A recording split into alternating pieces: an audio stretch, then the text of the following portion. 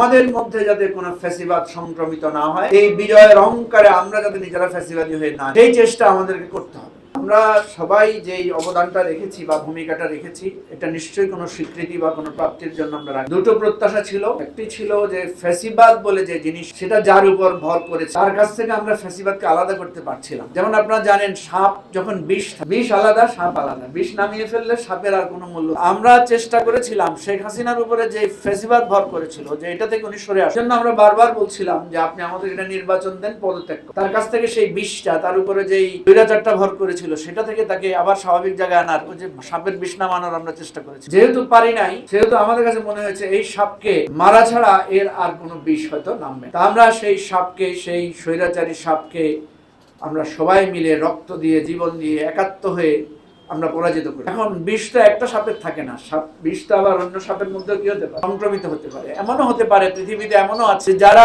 ওঝা, যারা সাপের বিষ নামিয়েছেন, বিষ আবার তাদের মধ্যেও সংক্রমিত। পৃথিবীর কথা বাদ দিই, আমরা আমাদের বাংলাদেশকেও যদি, যেই শেখ মুজিবুর রহমান বাংলাদেশ স্বাধীনতার নেতৃত্ব দিয়ে, স্বাধীনতার পর তিনিই বাংলাদেশের স্বাধীনতা গণতন্ত্রের প্রধান প্রতিবন্ধক এবং ধ্বংসাত্মক কাজে পালের বোদা হয়ে দাঁড়িয়ে। এজন্য আমাদের প্রথম কাজ হচ্ছে, আমরা যারা জুলাই অভ্যুত্থানের অংশীদার ছিলাম, আমাদের মধ্যে যাতে কোনো ফ্যাসিবাদ সংক্রমিত না হয়, এই বিজয়ের অহংকারে আমরা যাতে নিজেরা ফ্যাসিবাদী হয়ে না যাই, এই চেষ্টা আমাদেরকে। এটা যদি আমরা করতে পারি, তাহলে আমাদের একটা প্রাথমিক বিজয়